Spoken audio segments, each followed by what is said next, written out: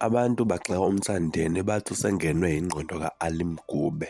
U-Ali Mgube ey'nyangeni ezedlule waveza iy'thombe namavidiyo eshuthe nesibhamu, abantu bamgxeka. Zamlandela iy'nkulumo u-Ali emva kokuba enze le nto le, kwathiwa mdala kufanele ngabe isibhamu uyasifihla ngoba akukho emthethweni asiveze phambi kwabantu, kanti futhi ngoba umuntu omdala nje kufanele iy'ngane ezizangemuva zibukele kuyena. NoMthandeni uFamanqele Igcokama Elisha naye usikhiphile sakhe emcimbini agcina ukuwuhamba nge-weekend.